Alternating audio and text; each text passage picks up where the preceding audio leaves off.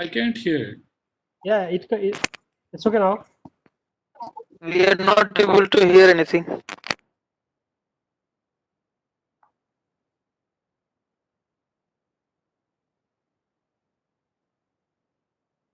Hello. All can hear. They can. Yes, sir. Now, Thumbs up. you were on mute that time. So now Okay. yeah. Okay. Okay. So I will repeat quickly. There's no problem. So I will divide my 10 minutes in 4 parts. And the first part, I'm giving a little bit historical background.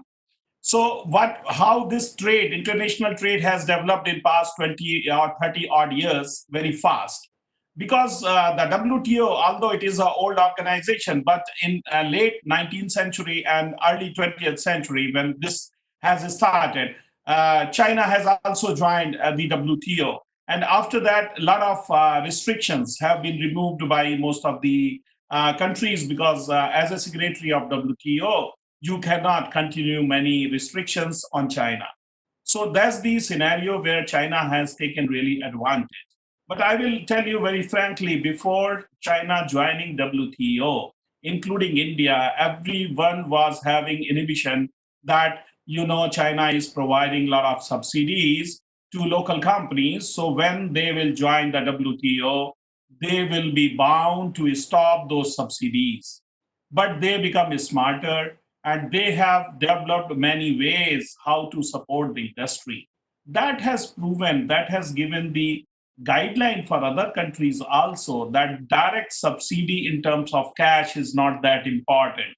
If you develop good infrastructure and all those things, you can achieve better subsidy, better support to the industry.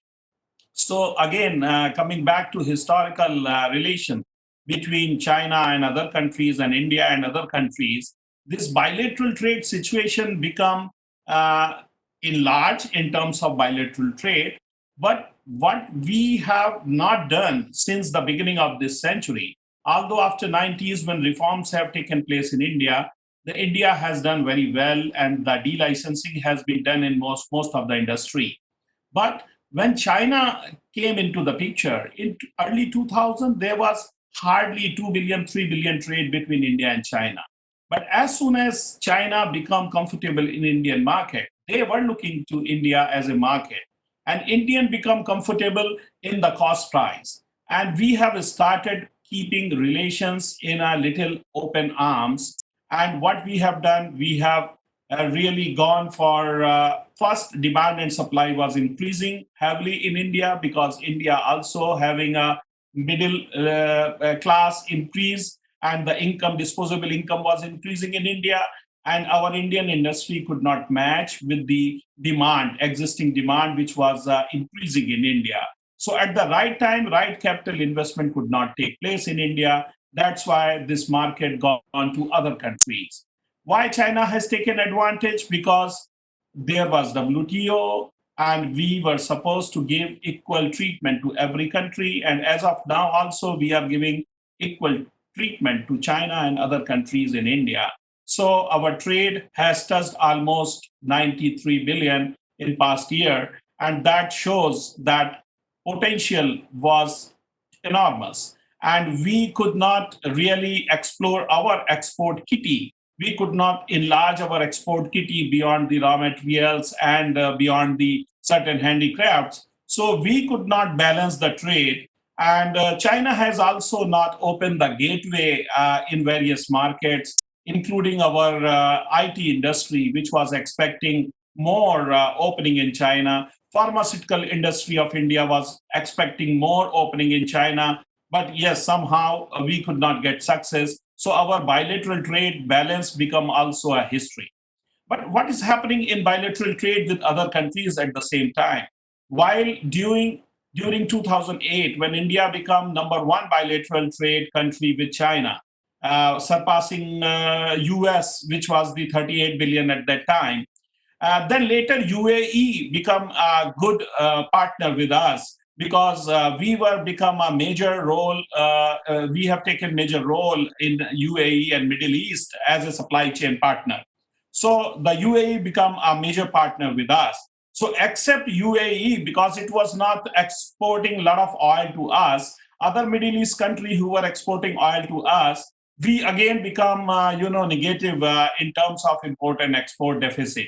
So if we take the list of 25 bilateral trade countries where India is dealing, almost 20 countries are there where we are negative. We are not able to cope with the exports because our imports are more. China and US are the countries where we are, other than oil imports, we are doing other imports. There are several other countries also where we can look into the trade balancing. But it's a major phenomena in India that we have deficit with most of the countries in our bilateral trade. That is the big question for all of us to analyze and to really see the background of every trade development in India and industrial development in India. As I've told in my second part, I want to explain the situation of Indian technology and our acceptance of technology partnership with other countries. What is happening in the recent development in the world, that technology is taking over at almost every place. And today also we are able to interact with each other because of technologies. Because of these development of technologies, we become comfortable. What it means for us? It means this technology is a part and parcel of our life, and they are going to interfere in our life in a better and more faster way. How it can be better, it depends upon us, how we embrace these technologies to us in day-to-day use. So if we take the industry, the after industrial revolution 3, which has not practically come to India, but in rest of the world, immediately they jump to industrial revolution 4. Then immediately industry 4.0 came into. So there's a difference between industrial development 4 and industry 4.0. So what is happening in the world now? There is a competition going on in the world where they want to use technologies, robotics, and those technologies where efficiency of the factory can be increased. And in this industry 4.0, the target is to make the industry in such a way that every machine should start talking to other machine without human intervention. It looks very strange for Indians. It looks a little bit very heavy for us because we are looking for manpower employment in India. And at the same time, we are talking about the dark factories where no human intervention will be there. But we can compare this with computerization in the past. When computers came to India, the same situation was there. So we need to become little bit smart to analyze the situation, and wherever computerization was necessary, we have done that. And in spite of that, everyone become used to this computer, and you can see a lot of unemployment has not taken place, at least because of computer. So same will happen for the technologies. Whatever new technologies are coming, we need to embrace with the open arms and open mind. So India needs these technologies now in a bigger way to really increase the efficiency in terms of our production capacity, in terms of increasing our productivity, in terms of giving really intelligent way to reduce our cost so that we can become globally competitive. It is very proven fact that Indian economy is having a lot of potential because of our youth. And as everyone knows, the average age in India is very favorable to Indian industry and entrepreneurship and the development of the business. But how we can use this? In this COVID environment, you can see the maximum negativity came to only our North Indian states, especially UP and Bihar, because other states have not given the really that respectable environment to the skilled and unskilled workers. And today we see the situation where we feel really helpless. Even government is feeling helpless in the situation where We are not able to handle the situation where lakhs and lakhs people are moving here to there. Who are these people? These people are skilled and unskilled people who are working in the factories. What will happen tomorrow? I don't know. I cannot predict that. But this is a must for every businessman to understand one thing, that human resource is the most important aspect. It is before the technology. Who is going to implement your technology? The human resource is going to implement your technology. So while dealing with technology, we need to be human first, and we need to sensitive to the humanity. That is the essence. Wherever I have seen the technological development, I have seen the humanity to win over everything. That's why new developments are taking place in the science and technology environment. I don't have that much time to discuss the science and technology environment of India, because here we will relate everything with the entrepreneurship.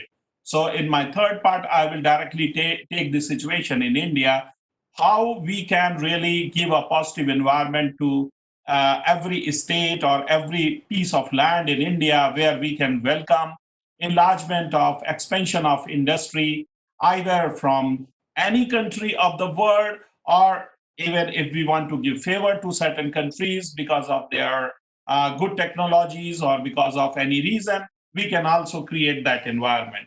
As you have noticed in past few weeks, a lot of states have started giving some announcement regarding the uh, either labor reforms or some welcoming steps for the industry to come.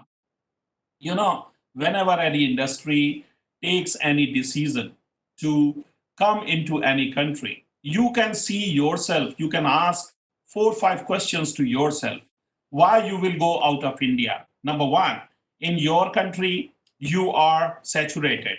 In your country you are a good factory, you are a good company, but your market is saturated, you are looking for other markets, and your product exporting having limitations, so you go to other country to manufacture there and tap that market. So one thing is proven, that India is number two market after China in the world. So everyone will look to India positively as far as Indian market is concerned. Number two, when we start taking decision about the investment, to have a capital investment and long-term investment in any country, first we see the policy environment of that country. So what is happening in India? In past 6 years, we have seen a lot of new policies have come. What it means, I don't want to give any conclusion in terms of positive or negative, but yes, this government is trying to bring a lot of new policies, and even states are trying to replicate that, and they are also tweaking their policies to attract as much as possible investment in respective state, be it so-called second level states like North Indian states, either UP or Bihar or Jharkhand. In past 5 years, I have seen these states have done proactive marketing in terms of roadshows, in terms of policy schemes or investment programs, as much as possible they can do. But what happened? Is it really going in right direction? I can say this was the one part which was very necessary to market yourself. But what about the other part? When somebody wants to reach Patna, or somebody wants to reach any city in UP other than Lucknow, how's the possibility to reach? How fast he can reach? From within India, the connectivity is not that comfortable. If we want to go Saharanpur, if we want to go any place, city, big city, which is having big market potential in Bihar, how we can reach? We are clueless. Connectivity is not that much. So the first connectivity, how it can be provided? By good trains, by good flights, and by good highways. So government is doing in its own speed all these things. So we have a little bit limitations also. But what next? Next is the land reform. Land reforms are waiting in India since last many years to be have a proactive thing, like making highways. The government is facing problem to acquire the land. For laying down the gas pipelines, government is facing the problem because our land is fertile in North India. Nobody wants to leave this land. So government need to understood that while taking land from the farmers, they need to be sensitive. So they have to pay the right price for that land, because you want to use this land for industrial purpose or for the purpose related to industry or development. At the same time, you are taking this land from a farmer who is earning three crops from that land. So we need to be sensitive. But yes, at right price, everyone will be ready to give that land. So land is the big issue in North Indian states, because land is very fertile, and yes, fertile land is having a big cost. So that is a little bit problem. Another step is the labor reforms. Labor reforms, as UP has declared that for 1,000 days, almost 3 years, they have suspended many laws. And in past 2 years, we have seen the government of India has passed many bills, laid many bills in the Lok Sabha. But ultimately, there is a need to have a passage of every bill, and after passage of every bill, need to create that environment where labor and industry can talk together in terms of benefit to each other. Nowadays, what is happening in the unions, they are not at same page. They consider management want to exploit them. Government thinks you should give the favor to the union and labor. So this is not the favor. This should be under the policy where we should work for each other and we should be at same page. So labor reforms, the very normal statement any industry should give, that whenever, whatever policy should be made, everyone should be on same page, and it should be win-win for everyone, either labor or government or to industry. Third, next, which is the very important aspect, where whenever any industry comes here, the local industry start feeling insecure. That is the problem which we need to improve ourselves as an Indian businessman, that anybody is coming from outside is not going to grab our business. So we need to analyze that situation, and we should not start talking about the protection from the government immediately. So that is the very tricky situation. Time will be very less to talk about those things. So I will go in my final conclusion points, where how we should behave in this environment, what government should do as a policy tweaking, and how industrialists and entrepreneurs should take the advantage of this situation. So as we have seen, the China was the first country where this epidemic has started, and from there it's become a pandemic. What happened in China is an experience for us. Instead of talking about a lot of negativity to any country, we should take the positive environment and the experience which China has done while dealing this pandemic. And in spite of having this COVID presence in China, that China has started most of the factories and companies and offices in China. This can be a good learning for us, and we should interact more and more with the Chinese companies, how they are facing this environment, how they are facing the challenges at present environment. Look, we think that China factories are working at 100% capacity. It is not possible in any country where pandemic is really grabbed the rest of the world. Almost 100 plus countries are fighting, and more than 60 countries are under lockdown. In this situation, who is in position of import of any goods in a normal way? So same challenge is for China also. If they want to export more during this pandemic time, they cannot, because orders are not there, their order books are empty, and the people who have given order to them, they are not in position to receive the goods in their country. If we see the India situation, our ports are clogged with the containers because offices are closed, shops are closed, establishments are closed in India. What we will do while taking containers from the seaport to our city and godowns, because our distribution channel is not working properly. So we need to understand this situation. In this situation, any normal import-export cannot take place. Hardly by putting 100% effort, we can achieve 20, 30%, whatever import or export we are doing. This I can say with my own experience, with my own companies who are doing business of import and export. How we can intervene with the technologies in this? Yes, technology is playing the biggest role at present. Whatever import we are doing from various countries right now in terms of COVID equipment, we are using technologies. We are generating demand for shipping companies. Shipping companies in turn talking to the airships or airlines and they are immediately putting the chartered flights. And as of now, like India is getting every day multiple flights with the goods and with the cargo. Similarly, in every city in India, including your city, every cargo is moving out of other cities, from port cities, either by train or by air flight. But how it is possible? Because of technology, this become possible. On the computer, we are moving everything. On the computer, we are controlling these stocks. So the technology is going to play a lot of role in our life. So we should embrace all those technologies in the open way. And in future, when organizers can do other webinars specific to any industry, I will encourage them to do these webinars to industry specific. Then we can talk about the more details of technologies in future. And I can talk about specific technologies because we are working in 5 segments of technology. One is the important is the agriculture and food processing. Second is technology where we are dealing is the infrastructure, including modern infrastructure. Third is the energy, new energy, including electric vehicles and energy storage, which is very important for places like UP and Bihar. We should talk about non-conventional energy.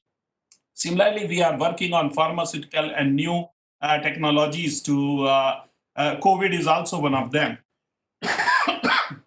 So we need to focus on every area, and a lot of potential is there. Small baby steps we can take, and we can really improve the environment. Like in Bihar, if we make a commitment that no tricycle rickshaw should be run with the manual labor, same person should sit on the rickshaw and he should use the battery. So many technologies are now available. Even existing rickshaw can be converted into battery rickshaw.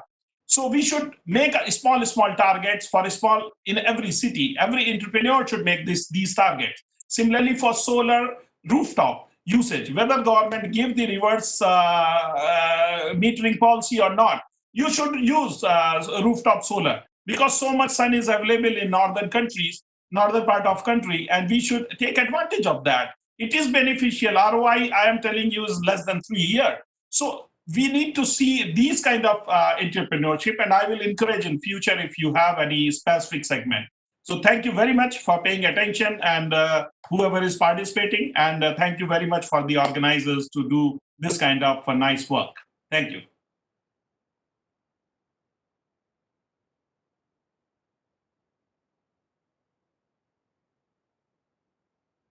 The things which India needs to do in terms of labor reforms, land reforms, the situation in transporting the goods, and especially the role of technology, which can change this situation and can bring in a lot of traction towards India, and we can be able to achieve our goals. Thank you very much, sir, for your nice presentation and talks. Now, I would invite Mr. Vinod Singh Azad Satru. He is director of BRICS Institute, New Delhi, and he's a scholar from JNU, and he did his PhD in international political economy from Peking University. He is an visiting professor. He's a panelist, a public speaker, and he lectured more than 100 universities.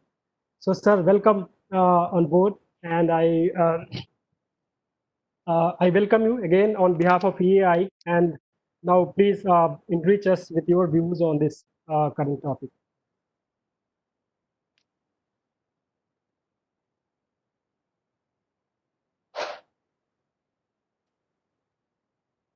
Sound is okay? Yeah, it's okay now. Okay. So, thank you for the introduction. And see, there's one difference between Indians and Chinese, which I would like to start very, because you have given 25 minutes to the previous speaker. I don't know how much you will give me. Let's, you can read a lot about India and China, a lot. Now, why not let's share something very personal which I have gone through in China. I went to China in 2003 from JNU after learning language. I did my PhD, and then they retained me as a lecturer.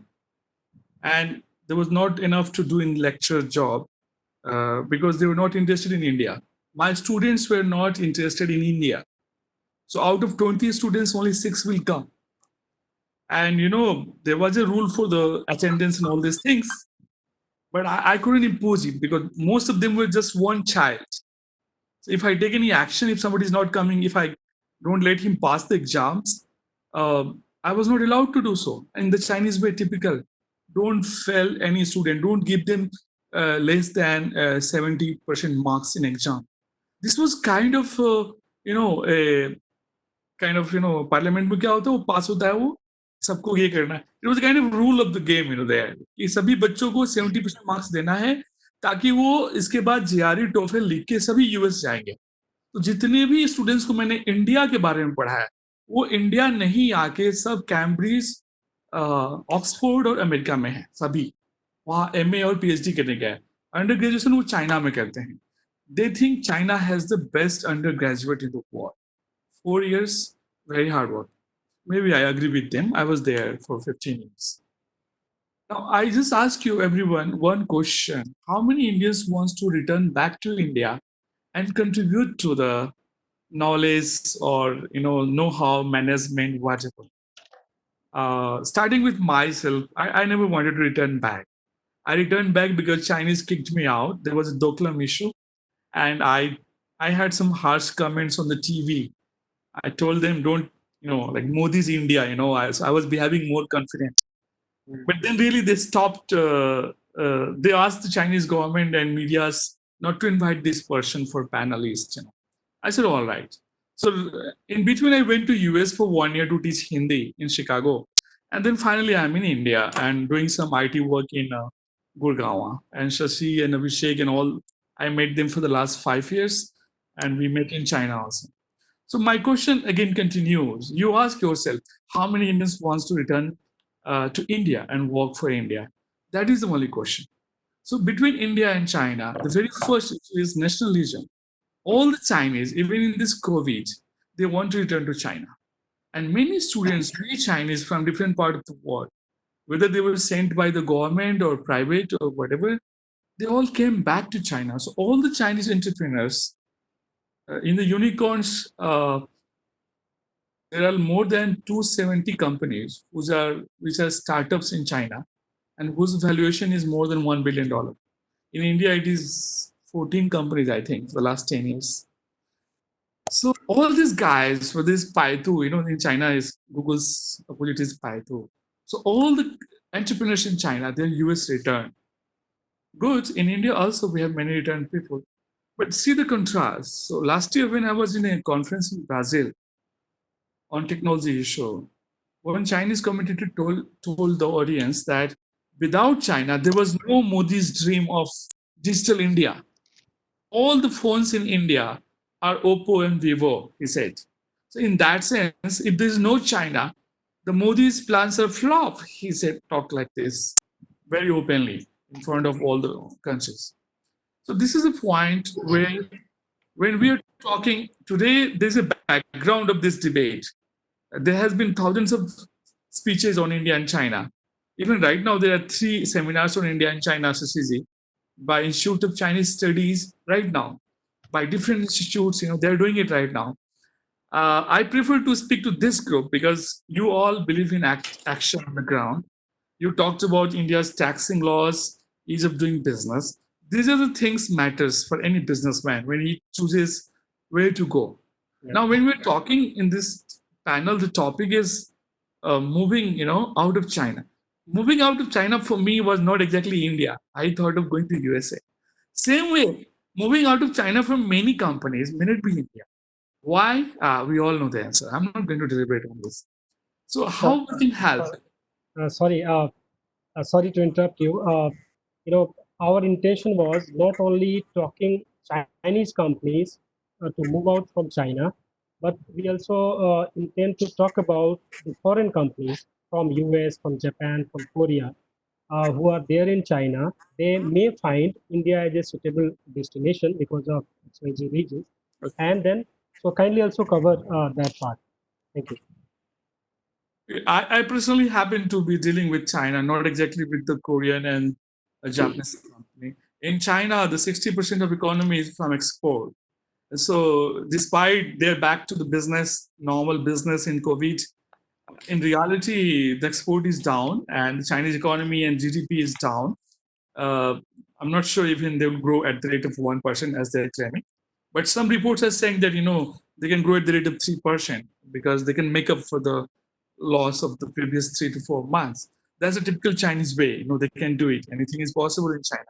Now, to a very starting point, I just want to say what China have done for the world to get their business in China. India cannot do. We have banned the liquor use of beers, wines in many states. This is something very first thing culturally they wanted. So for any Japanese, Korean, and Chinese company to put up their manufacturing plant in a setup, I think there are certain cultural issues, and those issues are like having a KTV facility, having night boozing of facilities. So when people are working hard in the factories in different temperatures, they have their own cultural concern. Not everybody is dying for money and making money. But after you make money, you also want to spend it. So my Chinese friends always ask me, in India, there's no place to spend money. What should I do with my money? This is a question for all of you I'm asking. They say Indians have not many places for the fun, for all this. Yeah, Indians marry, but we are not planning to marry in India. We are already married.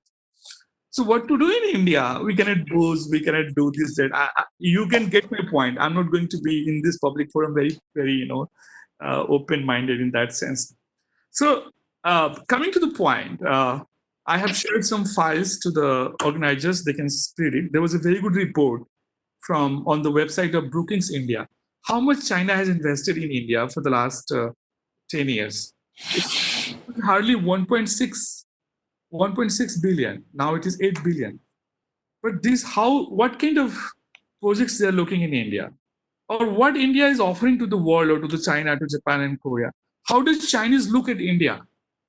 And how do we look at China? So for a long time, we thought China means cheap, very cheap things.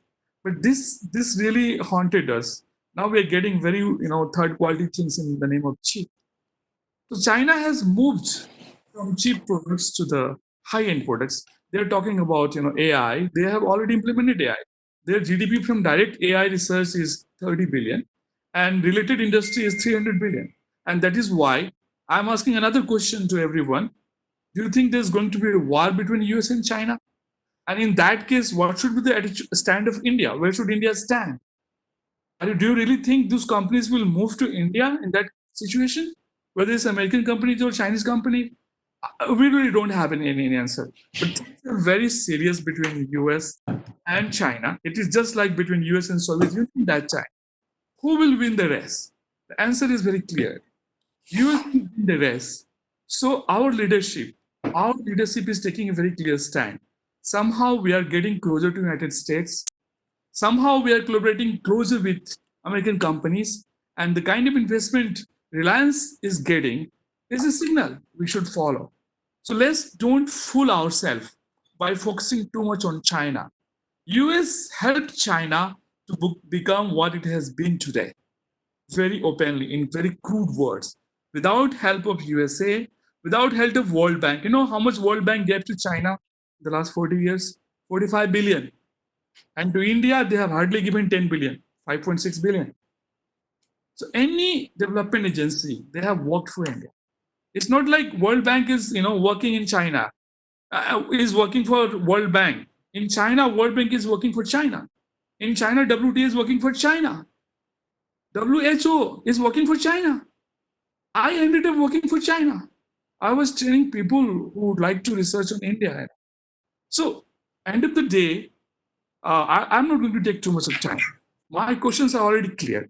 Chinese have come back to China with their capital, with their technology, with their knowledge, and helped China to greatly forward in many technologies. Just like Indian professors are teaching, economics of poverty, how India is poor, like Banerjee, like Amartya Sen. Chinese are teaching technologies in different institutes in China, including Harvard. They come back to China, they be the member of the board, and they help transfer the technology from USA to China. These things are not happening in India. Our compatriots, our NRIs are not really helping India to grow. Gujarat is a successful example because Gujarati businessmen have come back to Gujarat and helped Gujarat to grow. So overall picture of India and China is too complex. But to combine, one thing is where should be our focus? Now everything is going normal. Some of my friends are doing 5 to 10 webinar one day. Everything back is open. Now my question is, what is changing after COVID-19? All Chinese are working online as usual, and people are just going ahead. So do you think in post-COVID world things will change, or China will just take the lead role? Okay, my personal view is that yes, if India don't get ready with the digital infrastructure, right now we are only having 5% of our GDP, our economy from e-commerce. And we are stopping our e-commerce right now. We don't allow them to deliver or transfer. So our focus should be very clear. We are not going to compete with the Chinese in the traditional manufacturing area, because still in China, there are many people who are unemployed. There are many cheap labor. It's not very easy that the Chinese industry itself will come to China. The others will come because of political, geopolitical, and strategic issues. Americans or Japanese and Koreans. But they have been saying this. If they had to come to India, they could have come long back. So allow me to be pessimistic. I'm not pretty sure that the other countries who are very much into China will really move to India, including Samsung.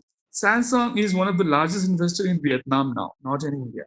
So this is the first point. Second point, our government is not giving money to our startups, to our universities, to our R&D.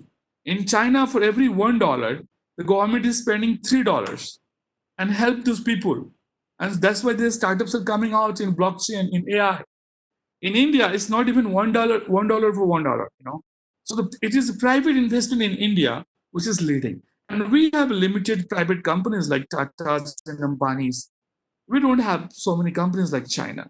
And in China, it's very mixed, which is private company, which is state company. For example, Huawei. Whether Huawei is a state-owned company or private company, it's a big debate. That's why Trump is very harsh on them, and they have blocked them. So when we are expecting some technology cooperation with China, or we are expecting some manufacturing cooperation with China, it's not exactly right attitude, because Chinese thinks on India just as a consumer market, that Indians will buy cheap anything. Just make cheap and sell it to India. That's their mindset. I don't know when it will change. They don't think Indians could be also just like what US thought, very good IT workers. Chinese have written many books calling Indians as IT coolies. US is what US because of Indian coolies, working very cheap for American IT companies. In that sense, when Prime Minister Bajpayee was in India, he proposed a solution that you are super smart in hardware, we are very good in software, we can combine and win the world. But it never turned up, it never happened. The Chinese company based in Bangalore, like Huawei, they have maximum patents in India, 20,000 people working for them. But in reality, there is hardly any technology transfer that taken place between India and China in that sense. So, ladies and gentlemen, my time is up. I just want to repeat few things, that can we focus on something the way we started software and we made an image of India in the world. My PhD is on Indian IT industry. The same way we can again do something, always be ahead of China in different sense, in terms of technology, in terms of globalization, in terms of knowledge, in terms of research and development. The way all the 500 Fortune companies, they have R&D centers in India. In terms of Microsoft, Google, IBM are led by Indian NRIs as their bosses. In the same way, if we focus for the people of different place in India, for the digital economy, for the e-commerce, for the new trend in economy, for the platform economy, we can win the rest. So we should not be naive to think that Japanese and Korean and American companies will really move to India, because the way in Chinese work, the way Koreans and Vietnamese work, their culture is quite different. In India, we talk more, we work less. So there are many, on the Google and Facebook, I saw many Chinese some memes about India that Indians will just keep quiet, but they'll keep buying cheap products from China. So in order to change this attitude, I think our supply chains, our value addition, our logistic networks, and of course, in our country, the main problem is government. In the time of crisis, they are just releasing everything. But China does this very regularly. What China does in regular times, in normal times, India is doing in crisis times. That's the difference. I stop here, and I'm very open to Q&A type of dialogues, not exactly lecturing anybody here. So all the organizers, thank you for your patience, and we look forward for making India a digital economy. Modi has great plans, but Modi is still carrying the bureaucracy. These IAS officers are the main problem in India. Stop them, remove them, bring the people from different background. Things improve. Amitabh Kant is there for 20 years ruling the things. Nothing is going to change. He will keep giving speeches like any of us. Goodbye. So thanks a lot, Mr. Singh, for your great views on this topic. There are a lot of take homes from your dialogue. The most important is that you said that it was Chinese who came back to China with the technology, with capital, with their and they build the China. I hope India will also do that. And your uh, actual situation from China, because you stayed there, I definitely understand that you do wish that India should also improve on those lines, and we'll take a note of it, and we'll take questions once we through with all the speakers today, and we'll then request the participants to or other persons to come out with the questions. Thank you, sir, for your nice views. So we move next to Mr. Mrityunjay Kumar. He is Group Director of Inhua, and he's an entrepreneur, a cross-border Uh, trader in India and China and other countries. And Mr. Mrityunjay is facing some technical problem. He's still, he's not there. yeah, he's still rectifying. He was there, but he's facing some problem, so he's rectifying it. He just, sent me a message. So we can, Mr. Rajesh Dimla can. Okay, so I welcome Mr. Rajesh Demla. He's an investor and a very great entrepreneur. I just read a couple of things about him. He got a very hard time in his childhood. So and then he got a credible story to be here where he is today. He worked over 2 decades in Just Dial. He built it from and he played a crucial role in growing that company from a startup to VC funded to a listed company. He's a serial entrepreneur and an angel investor, and he's invested in uh, uh, more than a dozen companies. Most of them are doing quite great. So I welcome Mr. Rajesh Demla to enrich us with your views on today's topic. Thank you. Am I audible, Shashi? Yes, sir. It's all audible. All right. Okay. First of all, thank you for the invitation, and thank you to everybody for your time. I'm not going to repeat many of the points that are, that are already spoken by the other esteemed speakers. So I'm just going to jump into my views, all right, about India and China, and then what India can do. So basically, I'm breaking up my time into what is the situation in China and India today after COVID-19. Then I will talk about what is the reaction of some of the countries in the world to China. Then I'll talk about which countries do I think will benefit out of this crisis. Then I'm going to talk about what can India do, what can the startup ecosystem in India do, and what are the problems that we have in India that we need to solve before we can actually take advantage.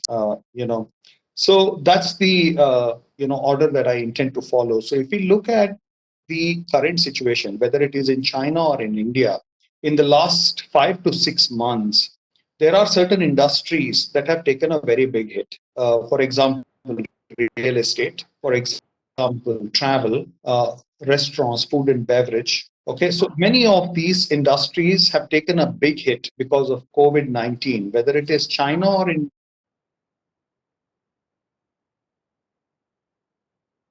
Like I said, there are industries that have taken a hit. There are also industries in both the countries that have hugely benefited out of the COVID situation.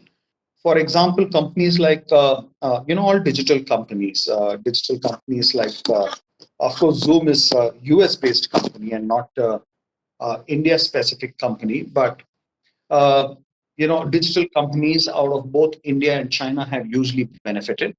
Hyperlocal logistics companies like Dunzo, for example, in India has benefited. Gaming companies and entertainment content producing companies have all benefited in the last 4 to 5 months. So that is the reality of these two countries. So why I mention this is that, in many ways, India and China have similar trends. So we are not very different. In terms of population, we are not very different. In terms of how big our markets are, we are not very different in numbers.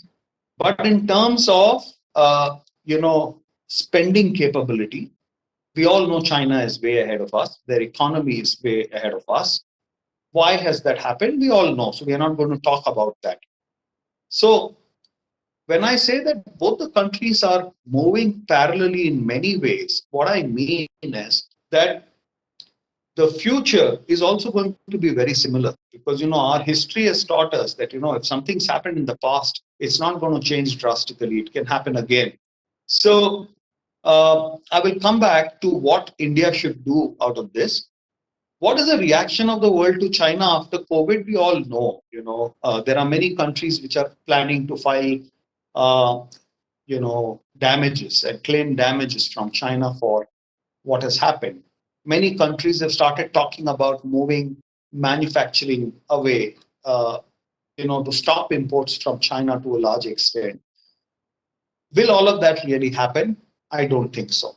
It's easy to talk, and it's easy to talk about emotional stuff that something happened, and in reaction I'm going to do something.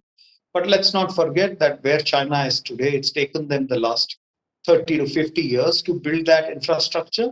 And if any other country has to build that infrastructure, or a collection of countries has to build that infrastructure today, it is going to take a long time for anybody to snatch, a large part of the business China is getting. So that is my personal opinion, and I will be happy, if I'm wrong. So which countries will benefit out of this? I think countries like Vietnam, Thailand, Indonesia, Philippines, Bangladesh, India, Sri Lanka, even Nepal, to a large extent, will all benefit in small bits and pieces. Why will these countries benefit? Simply because a lot of the brands, global brands, American brands, European brands who are manufacturing only in China today will want, after this situation, to have a secondary manufacturing hub somewhere in the world. So some of them will move to places like Vietnam, Indonesia, Philippines, and Thailand, simply because the cost of labor is still going to be very close to what China is. And those countries are also hungry for growth. So those countries will go and grab some of that business. India, on the other hand, will try to grab some, and American companies, especially electronics, is likely to come to India, and it is going to be a stiff challenge for India to, kind of remove the problems that we have. I will also talk about some of those problems, while we close. That's my opinion, that India will definitely benefit out of it, but it depends on us as a country how we take advantage of that situation now. To be able to take advantage, there is a lot of changes we need to make to the way we operate in this country. So, you know, what are these problems that India has? You know, we all know that we have a huge power problem, right? We do not have sufficient power. And even wherever power is available, the cost of power is something that is not very conducive for industry. Mr. Mishra spoke about land reforms that are required. Uh, you know, the biggest problem India has, which China does not have, is that growth in China is driven by the government. And the entrepreneur, the industrialist, is playing the secondary role, whether it is funding, whether it is support, whether it is policy, whether anything. The Chinese government is at the forefront, helping their entrepreneurs. Whereas in India, okay, the government support is almost only in terms of promises. You know, what actually entrepreneurs get in reality is something that is, not really very close to what is spoken. So there is a lot of promise on paper in India, and therefore the growth in India is basically driven by entrepreneurs, and therefore our growth is going to be slow compared to China forever. You know, until and unless we actually change as a country, and the government actually becomes very proactive, and the government is run like a business. So that's not going to go away. So even labor, we do not have, skilled labor that is required, and the effort that is made with Skill India is not really reaching, in my opinion. I'm being a little critical about ourselves, because I'm talking about ground reality. I'm not talking about policies. So I'm a big believer and fan of the current government. And I think under the leadership of Mr. Modi, there is a genuine effort that is being made. And I think we need to give them another 10 to 15 years before these reforms and these changes that are going to be implemented are actually going to be felt on the ground level. So, we need a lot of skilled labor. That's another problem we have in India. Funding for MSMEs that we talk about. Now, for any enterprise to be able to go and pick up, a large manufacturing contract and set up factories in India takes a very long time. So it's very difficult to get loans from banks, for first generation entrepreneurs. If you talk about companies like the Tatas and the Ambanis and the Adanis, and they will easily get loans. So they can go and borrow 50,000 crores or 1 lakh crores. But for a smaller unit, a newer entrepreneur who's trying to set up an industry to even go and get 50 crore rupees as loan without collateral is very, very difficult. You have to run from pillar to post even today to get that kind of money. I'm just talking about only 50 crores. And then land, it's very difficult to acquire land.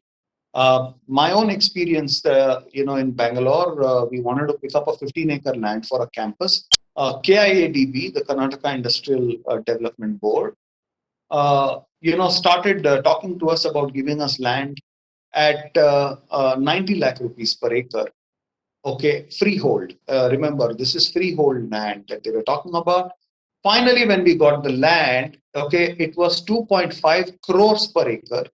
Okay, and from freehold, it was a 30-year lease. For a 30-year lease, you still had to pay for a 2.5 crore, per acre.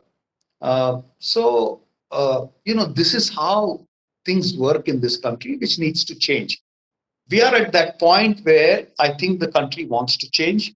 People want the country to change. The government and the bureaucrats want the country to change. The intention I'm not questioning. Okay, what I'm questioning is how long will it take for us to change? Can we really change very, very fast? Okay, now there are a few models that I want to talk about before we talk about manufacturing. We don't really need to. So the idea is to basically make our country financially more successful. Okay, there are ways to make a country more successful financially without having to focus on areas where we are not very strong. I'll give you an example, right? Uh, Around the world, in the last 10 years, mobile gaming has become a very big industry, right? Console gaming, mobile gaming, PC gaming has become a very big industry. Globally, the revenues coming from gaming alone are about $152 billion in this last financial year.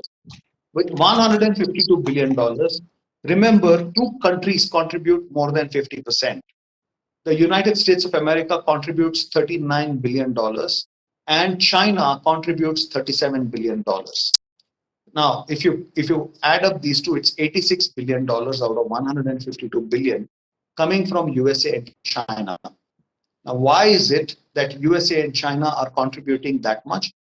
It is simply because they have understood that the newer generations, okay, the young kids who are under 25 years of age, for them lifestyle is different. For them, gaming is important, and therefore let us open up the sector, let us deregulate it. In the bargain, what they have done is, if you look at India, we have 18% GST and then 30+% of income tax. Think about it. If we were to do $40 billion in gaming revenue, right, the government would be actually earning about 18 to $19 billion.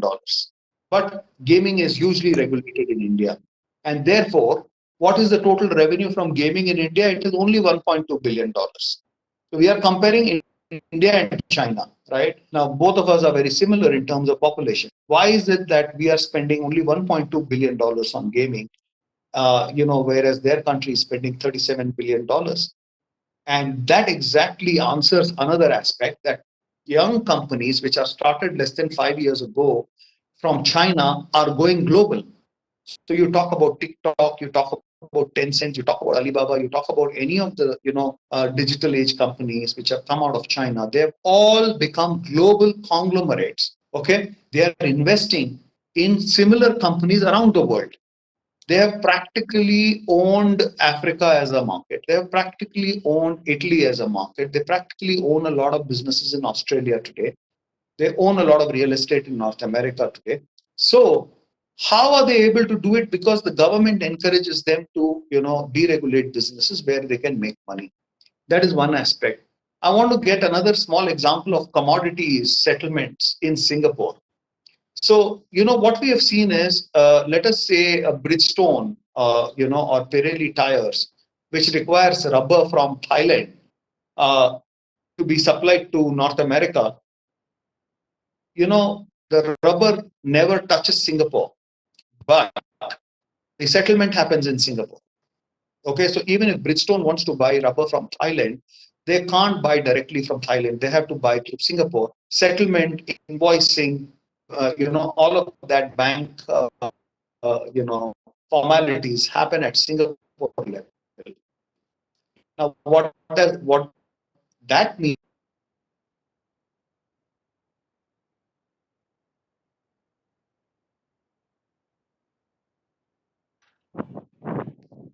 that never touch their land. Rajesh, you are not audible. Am I audible? No. Yes, Okay. better now. 1 minute, Yes, please. so Is it better now? All right. All right. So what I was saying is, India has to adopt these kind of models. Okay, if you want to compete with China, and we want to compete in terms of the revenues that we want to make, we need to compete with countries like China. Then we need to open up settlements through India. We have ports here in India. Okay, so even commodities can actually touch. Even without that, only settlements can happen through India, and India can earn a huge amount of revenue.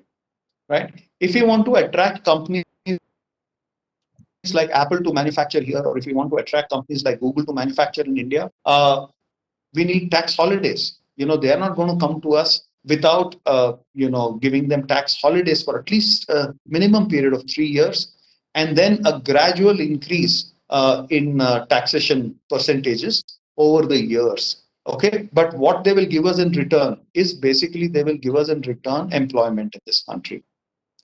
So that is another change we need to make in a country like India. We have a huge advantage with our startup, the technology startups that we have in India. I want to give an example of a company based out of Kerala called Gen Robotics. Okay, Gen Robotics makes robots for manhole cleaning. Manhole cleaning is such a inhuman activity.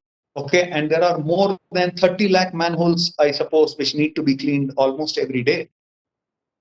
Why I'm mentioning this particular example is because when they made these robots, the first question was, what will happen to employment? There are 30 lakh people who are employed and they will lose livelihood. If they lose livelihood, then we'll have a problem. So what they did is they made robots to clean it, but to operate the robo, you need the guy who was earlier entering the manhole. Okay, so they skilled him. They taught him how to manage and operate the robo. Okay, so he became an operator.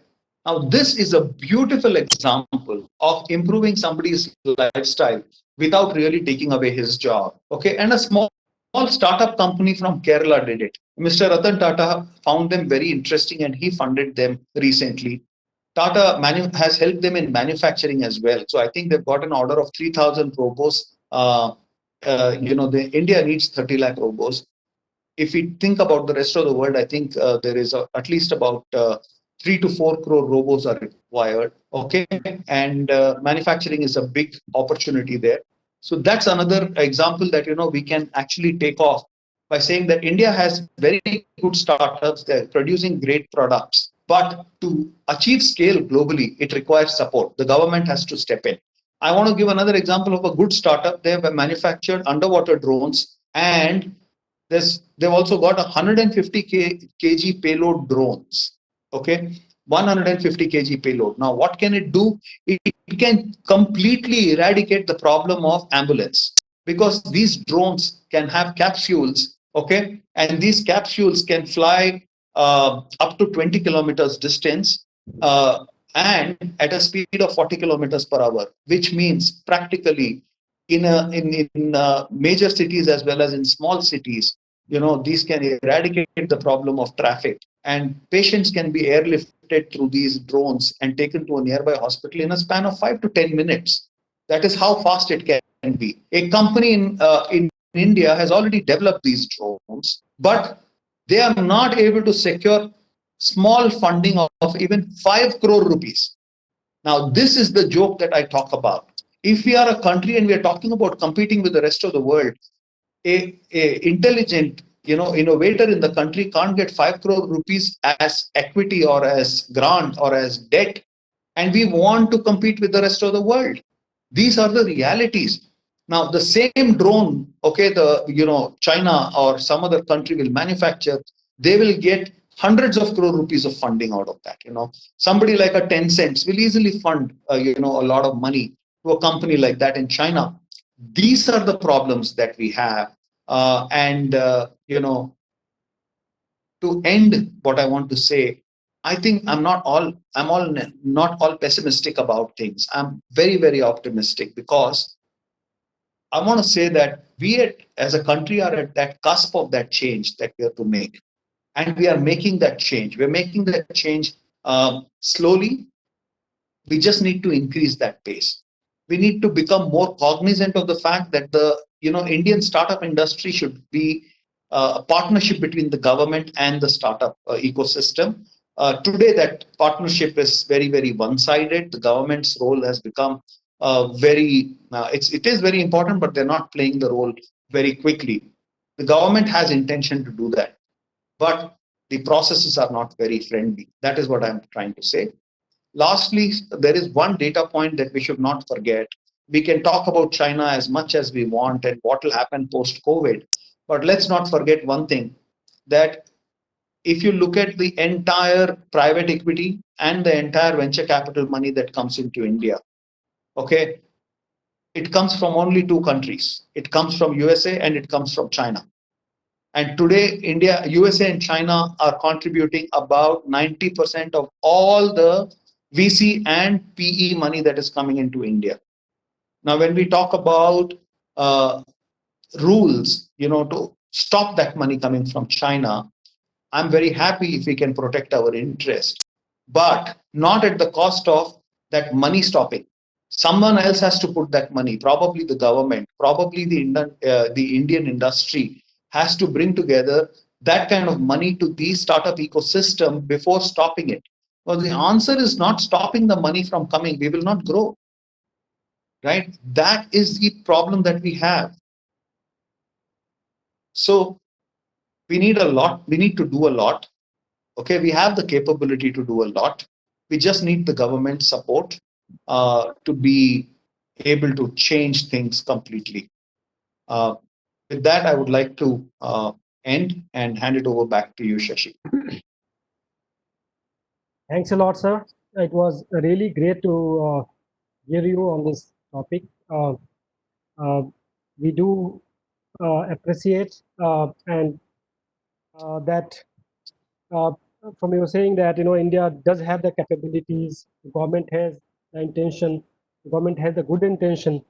All the resources are here, but yes, I mean the processes needs to be more easy, the system to be more friendly. That is the topic. I think we keep talking about India, and we are hoping that one day definitely will I mean reach to that situation. The whole things are looking optimistic, of course, and let's see that. You also talked about what India needs to do in terms of attracting the big businesses like Google and Apple, and also on the startup and the startup requirements. Thank you very much for your time, and it was really precious for us to hear you. Thanks a lot, sir. It was my pleasure, sir. Thank you so much. Thank you. So we move on. Either Mr. Mrityunjay joined us. Yeah, still, I mean, he's still not there. He's messaging me that he's trying. Himanshu is actually assisting him. Okay. So can we move on to question answer session? Yes. Please? So I think it was really very good to hear all the speakers, and there are questions from the audiences as well. One aspect, that I would like to ask Mr. Rajesh. That's whatever this topic we suggest, discussing India and China. What is their take home for the entrepreneurs, the startup, the young people who just started, and what they can expect, and what where they should look to get some more businesses, or where they should approach, basically, if you can throw some light on this. Sure. So there is a lot of effort. For example, Microsoft's Highway to 100 Unicorns is a very, very aggressive program which is run by Microsoft and headed by Latika Pai. So Microsoft is going out of its way to identify 100 Indian companies from tier 2 and tier 3 cities. So because cities like Bangalore, Bombay, Delhi always get the support, but entrepreneurs from tier 2 and tier 3 cities also can build a unicorn company, and if they have the potential, Microsoft runs a program called Highway to 100 Unicorns. They should look towards that because they get Azure credits, they get mentorship, they even get funding if they reach a certain stage. So that's a very good program that entrepreneurs can go to. Bosch has an excellent program for manufacturing companies. Bosch also runs a program where they not only give them support and they not only give them money, but they also give them orders. So for a startup, the biggest challenge is to get your first customer, and to get a first customer, and that to a big name like either a Microsoft or a Bosch, can completely change your fortunes at the start of your business. So today in India we have many programs. I'm just mentioning two of them. So Microsoft and Bosch have programs like this. From a gaming point of view, we have our own accelerator that we encourage gaming companies from around the country to come and participate in that. So I would encourage entrepreneurs to look at those programs to be part of, because that will help them. Secondly, very simply put, today, more than ever after COVID, digital businesses, work from home has become a norm, and going further, it is going to become a bigger norm. So any business that is aiding work from home with technology definitely has a big future and has a future around the world. So the one thing Indian entrepreneurs should now do is stop looking at India as a market alone, because all this while, if you look at Indian companies, we are we're not very well known globally. Even the IT companies that we spoke, 2000 IT companies made a big name for India, but today, even in the IT services world, except for Infosys, TCS, Cognizant, maybe about 4 or 5 companies, we have not been able to produce world-class companies after that. So the real change that we need in the entrepreneur mindset in India is to look global. Look at providing world-class service. Look at providing world-class products. Okay, we have to focus on quality more than quantity, and we have to start looking at a wider geography than just look at India. We can't produce products only for India and expect it to be global, because our consumer behavior is very different. Our consumers behave differently. American consumers behave differently. So when we are producing products, I encourage entrepreneurs to start thinking about all the geographies that they can cover. That is the piece I think should be Thank you, addressed. sir. It is really a very good piece of advice for startups. There is a question from Piyush and it's very important and basic, that how can we connect companies who want to come to our country? Uh, uh, I would like to go to Mr. Mishra to answer this. Sir, if you can throw some light on that.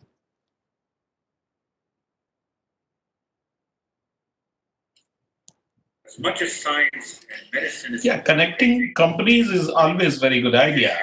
Exact question I could not understand. Can you repeat the question? He has asked that, how can we connect companies? I mean, who want to come The to our multilateral country? institution It's very playing the role important that. basic question. Okay, right. So I will give example of very own Patna-based company. This company, this entrepreneur is into product called Makhana, and this he has developed over the period. And this company has enlarged its connectivity from outside, out of Bihar and out of country, by giving processed makhanas with various flavors and taste. Now, what happened in past 2 years, that every outlet and every food chain has started entertaining this product, and all of a sudden this market become enlarged. So all supply chain companies are now looking for source of makhana from Bihar, and they want to have various sources. So this is the way how you can create demand of your product, how you can penetrate into other market segment. Similarly, I will give example in food segment and food processing segment. The Middle Eastern countries are heavily depending upon India for supply chain. But what is happening mostly, the coastal areas or places like Mumbai, they are able to connect with those companies. Now we need to be little judicious while making our production, and we need to demand from the government for the parity of freight cost, because if somebody will supply from UP Bihar to Mumbai port, his cost will be always more than the Maharashtra processor cost. So we need to demand these kind of things to have a better connectivity, because we are landlocked areas, and to reach any kind of port we need to spend additional money. So that is the one way to become your openness. Another way to invite foreign companies, the supply chain companies, like any mobile company which is making mobile, be it Chinese company, you can be a part of supply chain of that company. You can supply the packing material from within India, you can make the packing material, and you become all of a sudden supply chain part of a big company like Samsung, LG, many American companies like a Japanese company, Daikin, Panasonic. Everyone is having factory in India. How you can become part of supply chain? You connect them. You say we have a source of paper. We can make the packing material in good quantity. We have a cheap labor. We will be efficient. So there are many ways how you become a part of a supply chain. And many young entrepreneurs from not only North India, from all over India. They become part of supply chain. And this new age industry, which came to India in past 4 or 5 years with the efforts of Mr. Modi's government, they are all young entrepreneurs are part of supply chain. I feel very happy to see these are young people. They have never dreamt to have a investment of several crores. These are first generation people working in some company. Now they do 100 crore turnover in supply chain, and they are giving employment to 200, 300 people. They may not be requiring a lot of loan. They may not be requiring, it is a man management in supply chain. Other companies will help you. Similarly, our previous speaker was telling about the gaming industry and other industries, how to bring those companies to immediately within in India. Any company which is a technology company, you just provide the potential of market. 12 crore people or 14 crore people in Bihar, 22, 23 crore people in UP. Immediately it's become a market for them. If you talk to any company, they will be keen to connect with you. They will ask local help you should provide. We will come to you. And in this COVID 2 months, so many gaming companies have started business in India. So connecting company is sometimes looks very difficult, but once you have a market and understanding of market, you can connect very easily. Thank you. Thank you, sir. Mr. Abhishek, do you have any question, or any other person have any question? Can we? That doesn't get solved because you give grants. I mean, my question is to Rajesh, Mr. Rajesh, that like transport service there are a and lot logistics of have not met the global standard. There is some noise in the background. there's some noise coming from the background. Can you please Is a tendency mute? to special economic. Yeah, thank you. Yeah, thank you, thank you. Because I have worked closely with central government, that is 3-4 department of MSME, Ministry of MSME, Ministry of DST, MIghty. We have an incubation center funded by Niti Aayog and MIghty. So these 4 or 5 departments which look after all the startups and DPIIT, basically the investment in the country, they always face challenges in giving over benefit to a particular startup. I mean, Mr. Rajesh, you were telling something related to 50,000 crore or some kind of big financial support. So, do you feel that how a democratic government in India, they can support one particular, two particular, or three particular startup to that level? To that level of investment, to that level of facility, whether it is land, it's like financial, whatever it is. Sorry, for whom is this question, Abhishek? Mr. Rajesh, yeah, for you only. Oh, okay. I'm so sorry. You were not audible towards the first part of your question. So tell me if I've understood your question right. So are you asking how can the concerned government departments identify the right startups to help? Yeah, take for just one example. After Zoom issue, I mean, all those social media and all those blah blah things. Yes. The government, every department, almost every, like all DST. I'm talking about the main 3 departments. It's like MIghty, Niti Aayog, and DST. They all started the competition to have a video conferencing, application. Now Right. they have to select 1 or 2 or 3 application, which will be Zoom for India, which will be a NASDAQ listed company from India, based out in US now. So, Right. I mean, for that, you need special privilege to 1 or 2 startup. Like, if we cannot say officially, but maybe demonetization gave special benefit to Paytm at that point of time, and that's why there was a front page ad with Mr. Modi, our Prime Minister, and Mr. Vijay Shekhar Sharma. So, can something? I mean, how can government work in that scenario? They cannot give privilege to 2 or 3 startups. Yeah, Abhishek, it's a great question. So I have a opinion on this. So let me share that. You see, it is extremely difficult for anybody, whether it is the Niti Aayog or whether it is for you and me, to say that which startup is really going to succeed. All right. So I have always believed in a model of performance-led, short-term goals and milestones to be given to startups. So for example, if you ask 10 startups to apply for a program and ask each of them to go live, and to you give them specific milestones to be achieved within a short period, and these milestones have to be not more than 15 to 30 days. That's the time frame.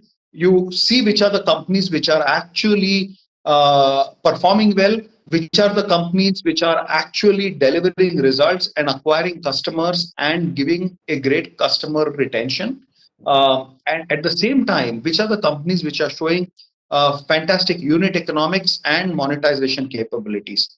If you do that, all right, in a span of 3 months, you will be able to eliminate 80% of the companies that are not really, showing promise. And then, you're left with one or two companies. I'm also a very big believer of, if you're talking about an alternate for Zoom, I don't think there should be one company that should be an alternate for Zoom.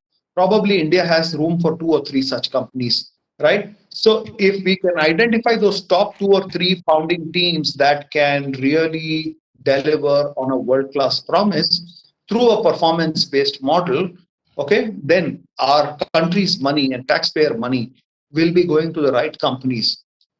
Lastly, Abhishek, only one point I want to add. I don't believe in freebies also. I don't think government should give free money to anybody. Okay, when government gives money, it should be to recover that money over a period of time and in multiples. So a government has to operate like exactly like a business. So if the government is giving, something as small as $5 million of funding after identifying a great company, okay, the company has to be proving to the government that it can make $500 million out of that money, and a part of that, profit should go to the government back so that the government can start using that money to fund more such businesses. That's the model I would suggest. Um, One more question. I mean, it's like maybe VK Mishra and Mr. Singh can answer that. I can't hear you, Bishek.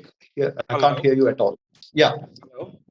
Yeah, one more question is maybe to I mean all through three of you, especially that do you have I mean in mind like these are the list of 5 companies or 10 companies or 10, 20 SMEs who want to come to India or who are thinking about shifting to India. They are not Chinese companies as Mr. Shashi Mohan said in the beginning. They are based out in China and they can shift to India. So are you working on something, some list like that? Not me. I'll hand it over to the other speakers. I'm sure they'll have answers for that. This is very interesting question, Abhishek. You have asked the 10 companies. I will tell you 1,000 Indian companies are operating in China who are doing manufacturing in China, large factories, be it packaging, be it lighting, be it any product you can tell. 1,000 Indian companies who are large companies employing more than several hundred Chinese people in those factories. They are operating in. Indian government knows very well. We need to understand first why these companies have to establish. I can take the names also, who are the large groups. So first we need to understand it is a demand supply game.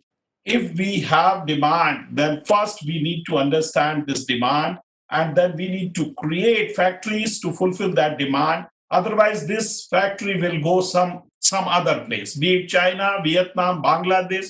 In textiles, you can see example of Bangladesh. So much business in past 7, 8 years has been shifted before the eyes of government. So in business, it is a cost economy. It is not the your wish or my wish. If cost economy is coming in any particular country, it will go. Similarly, I will give example of capital machinery like power machinery, power plants. 35,000 megawatt power plants have been imported from China to India. Right now, in past almost 14 years, like in past 5 years, no additional capacity has been created in India. Before that, UPA 1, UPA 2 has created 55,000 megawatt capacity in India, out of which 35,000 megawatt came from China.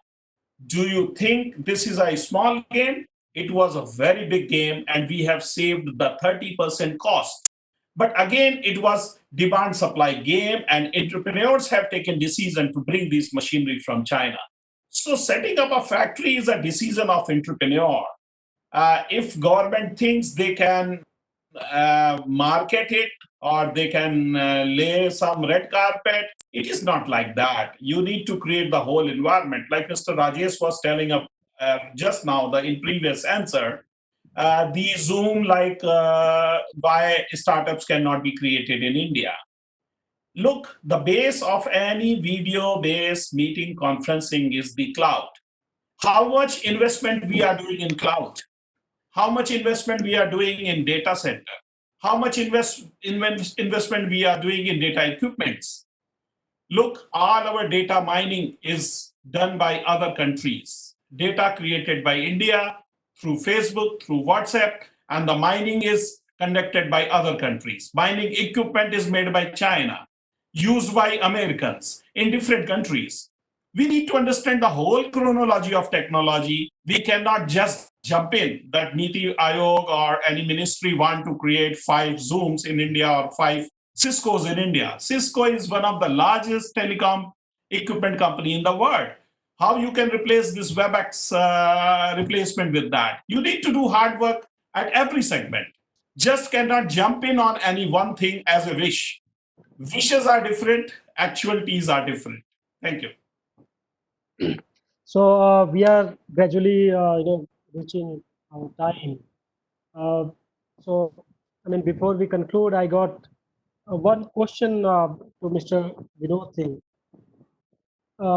That when we talk about businesses, and particularly India, China, definitely one thing come in mind about the language, about the culture. Since you stayed here for a long time, would you throw some light on this, that whether these two factors, language, culture, also will be a deciding factor in this scenario? I mean, of course, the Chinese, Japanese, and Korean, or even including Vietnamese, they are one particular culture. They are one particular language group. If I know Chinese, I can understand Japanese very well. The scripts are same. So that is the issue why India is very close to the Dubai and Arab countries. China, Japan, Korea, despite fighting World War One, World War Two, and a lot of Nanjing, rape of Nanjing, and China Vietnam War in 80s, they are doing business together. Very normal. In all Southeast Asia, you see Chinese. Even there is similarities between US and Chinese culture. China has been very important for US for a long time, starting from California, the railway line, to even today. So, as an Indian, we have ended up as a middleman. I'm sorry for that. Making money out of the trading and gap, all these things. We never focused on manufacturing. Modi has given a slogan. So, to be precise, what our previous speaker said, what China has been doing at every province or country level, Modi ji was doing at Gujarat level, Global Gujarat Summit ya jo bhi hua. Whatever he has done in Gujarat, if it can be done for whole India, India is a success, but he is not doing, no. He's not doing for any other state. Little bit for UP, he recently did. So UP is becoming attractive for investors. So unless and until you market yourself, you brand yourself, China में वहाँ पे, I mean, Guang Canton Fair पिछले 50 सालों से आ रहा है, साल में 2 बार. Any Indians who is doing business with China, he has been to Canton Fair. So unless and until we have regular trade fairs, just having a website is not enough. Alibaba is very much interested in India because most of the buyers were Indians in Alibaba. It was the first database for the Chinese suppliers in English. It was working for a long time. In same way, manufacturing or trading, whatever, is a long-term process. We in India think of just 5 years and we just keep changing our business. If you want to be in manufacturing or whatever, you have to be for 20 years, not for 5 years. So just make up your mind and If government is not able to organize these trade fairs, FICCI and CI, all these people are doing. I know the costs are very high, but there's no other option. There's always a way. If you're an entrepreneur, there's always a way thinking out of the box. For example, BA can have a venture in a forum, and you all can display your product there instead of buying your slot individually. Okay, so the cost of doing business in India is very high, is the highest in the world. Giving the example of taking part in a trade fair, hotels goes very high, the whole commuting and airlines, if you're traveling to Bangalore same day, you're ending up one-way ticket 20,000. So all of these things makes you, demoralizes you. It's not worth sometimes. So my request before you conclude to all my young friends here is that if you want to be in manufacturing, please make up your mind. Don't change it. One day Lakshmi will come to you. I promise you. I have this experience. Thank you. For 20 years, I'm into China, and finally I have some business from China. Not at the early age. So it's a 20 years from now because we are India. We are not US. Okay. So the world is coming to India. Let's welcome them. Let's be ready for that. Let's follow the time guidelines. Let's be alert when we are speaking. So it's up to us how we are branding ourselves. We should not show the labors going on the road by walking. It has damaged our reputation. Anyway, I finish here, but my request to all of you is that really it's time for India, but really we have to be ready, in all way, in terms of good CAs, good IT guys, good infrastructure. And there's a lot of imbalance between different states in India. And that's why IT ends up going to south and the rest comes to north. I think even in north and south, the gap can be. Bihar is a landlocked state. So what? It can have data center. It can have so many things. Yes, It's a very cheap cost. Not everything is done by export. Come on. Our domestic market is huge.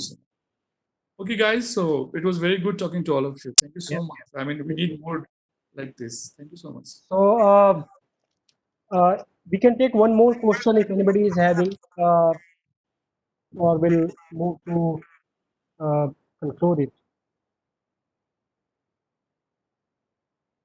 Anybody has any question? Yeah, I have one Can question. I step? Devrat. All right, sorry. Please go ahead. So my question is basically to Can you please introduce, someone. please? Yeah, just Maybe. give a quick introduction and then ask the question. Yeah, hello. Myself, Devrat Pedarsi. I am working as a data scientist in Continental Automotive in Bangalore, and my question to all the panelists here are basically to show us a solution, kind of what should be the first step, and how to really. We know that there are so many problems, but uh, from your experience, for young people like us who really want to see the development of India as well as Bihar, what should be the first step to achieve that? Because definitely we can't achieve a very huge goal, but at least we can start moving in that direction. I think there was answer from Mr. Misra's side, but sir, can you quickly summarize it from your side? This is very good question from the gentleman. If you want to cross the river, you need to, jump into that. If you don't find the convenient safe boat, so it is like that in India. You cannot wait for the right environment and the right comfortable situation in any place in India, especially in northern states. So you need to jump in and you need to just do your viability and you need to jump in the business. Like business is the opportunity is there, you encash it. You need not to be sentimental for anything. You need to just crack it. And opportunities are there, plenty. Even Chinese people are coming from China.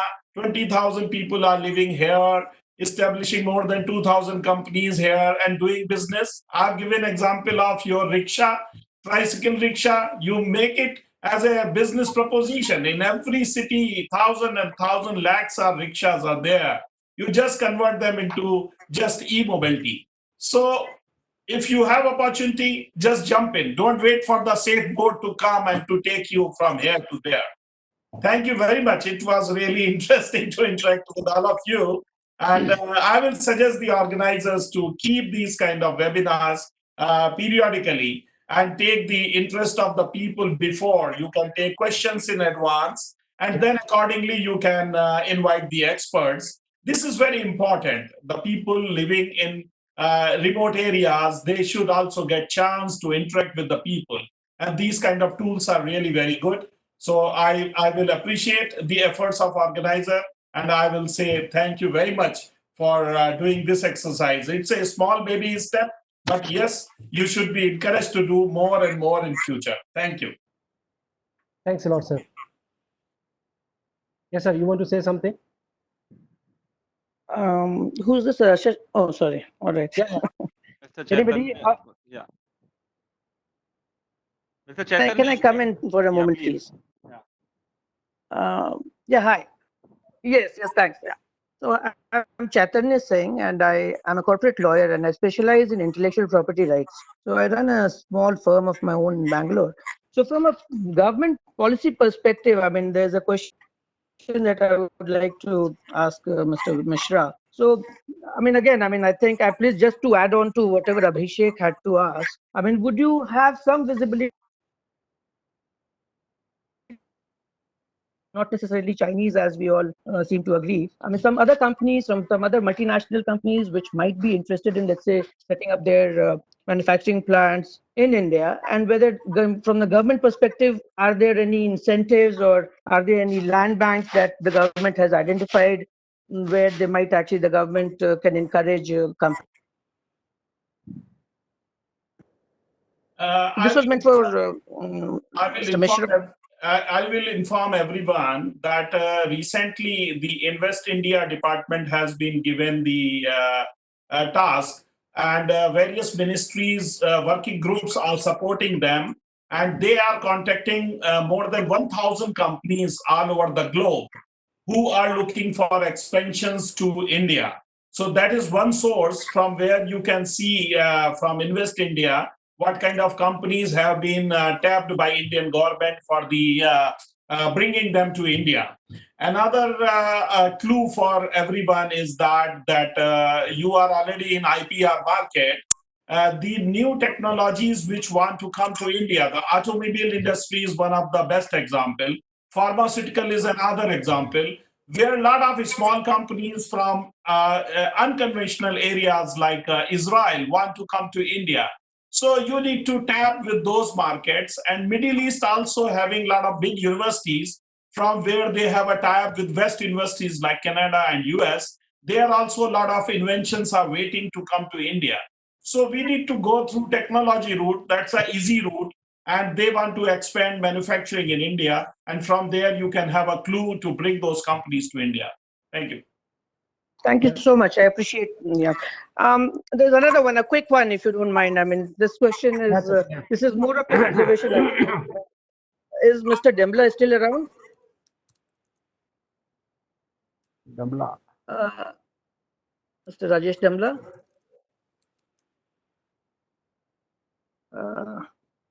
Has he left? I mean, you ask a question if you have any. No, I'm sorry, my connection is pretty patchy over here, so that's the reason I'm not. Okay. Yeah, please. I couldn't hear. Yes, Mr. Dembla, this is Chaitanya. So you talked about the accelerators and the incubation centers, I mean, where the startups are getting support from companies like Microsoft and Bosch, you mentioned. Now, I was just looking at it, I was thinking about it while you were speaking, and I think the problem actually exists at let's all take a step back and try and understand why is it that not so many entrepreneurs are coming up actually. I mean, I think the biggest bane of this country would be the lack of entrepreneurship, actually, the spirit of entrepreneurship. Now, there could be social and economic reasons for that. I mean, it's not really viewed in the right perspective. So I was just wondering, I mean, if there could be something which can be done at the level of education, actually, where we, let's say, we do these skill development. Sorry. I mean, so what is your question you ask? I mean, we are running out of time. All right. That's okay. Please. Thanks. So, thank you. Can I ask would you like one to add question? something, sir, on this? Can I ask a question? Yes, please. My question is to Mr. Mishra. Can you hear me? Yes, yes, please go ahead. Yeah. I'm Prabhat Verma this side from Doosan Power. Mr. Mishra talked about power sector, and he also mentioned that India has purchased around 35,000 megawatt equipment from China. And since I come from hardcore power sector, I would like to inform that it is not 35,000 megawatt. It is around 75,000 megawatt. Okay. Yeah, and if you calculate the captive power plant and other small ones, it goes around 100 gigawatt. That is the kind of capacity which has been developed in India with the help of Chinese equipment. My question is to VK Mishra ji, because there are a lot of speculation, even the government of India PSUs, because they have placed order for equipment, like there is a lot of discussion about environmental pollution and environmental air quality control. So recently, a lot of order has been given for FGDs to Chinese companies, and there is a apprehension that in case trade war, because we Indians are always very, we are great visionary and we think a lot. Sir, you ask your question specifically, Yeah, please. no, I'm coming to question only. My question is that is there any possibility of trade war between India and China, and everything gets stuck up and we are not able to get those equipment and our projects suffer? This is my question. Is there any possibility and probability that India and China gets into some kind of trade war and there is a total transaction which is restricted or banned? Is there any such possibility? This is my question. And I want Mr. Mishra to answer. He has asked very interesting question. According to my experience, which I had with China in past 22 years, I see very small possibility of any this kind of trade war, because we are into one-sided trade with China. We are importing more and we are exporting less. That is number one thing. So in case of any kind of stoppage of imports, yes, we can do, but we are doing under WTO guidelines. So we can do only under systematic way. So we cannot put any blanket ban on any import or any export. Number one. Number two, regarding the power equipments and regarding the environmental improvement equipment. Fortunately, one of my companies also under power producing. So we understand those orders and those effluent treatment projects. And I can really don't see any challenges or any problem, because we don't have any parallel. We don't have any substitute for that. And India need to meet environmental conditions very seriously and very fast. So we will do the implementation of those projects. I don't see any problem. Thank you, Mr. Mishra. I mean, the question connected to it. I would like to have your contact number, Mr. Mishra, if you can leave it somewhere. That is number one. Number two, which organization you come from? What is this ICTC? Sir, I think you can exchange information in a private message. We can also provide you that. So Okay. thank you for your question, and it was. It is already in the speaker, and you can Google and you will get that. Yeah, you can Google. I've given the website. You can see the website. Yes, yes, everything is there.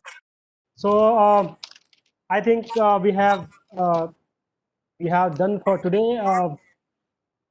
It was really very nice to talk or hear all the learned speakers. I thank everybody who participated. Mr. Atri, Mr. Manoj, just like hello. So it was really wonderful, and we would definitely try to bring in more such discussions and during this lockdown, and we hope that this lockdown and this COVID things gets over, we get normal very soon. But our efforts will be continue, and we will come back on these issues to enrich us, to help the entrepreneurs. And so I just summarized the take home for today is definitely there are a lot of positive things about India. There are government efforts, but yes, there are some challenges definitely, which is there. We all know it in terms of the required reforms in different segment, the land, labor policies, the funding, and so many things. But yes, I mean, apart from that, the today's uh, outcome is that we there is a positive vibe, and as Mr. Misra said, uh, that there's only it's all about cost and economy, and it's what that where the businesses would go. There is a it's about demand and supply, and at the end it's the hard work and it's the good approach that would pay us back. So with these words, I thank everybody, all the speakers, Mr. Abhishek, Manoj, Mr. Manoj, Mr. Binod, everybody. It was really nice, and thanks. Everybody will soon meet again, maybe in physical world or with another webinar. Thank you, sir. Thanks all. Thanks everybody. Thanks all the participants who spent their time in understanding. If you got any questions, you can write us either here or you can on the email of EAI. We'll be definitely coming back with answers to your questions, and we'll try to help it out. Thanks a lot. Thank you, Shashiji. It's a Thank you, Shashiji. Thank you so much. fantastic Thank you. Thanks. session. Thank you so much. Bye bye. Bye. All together, I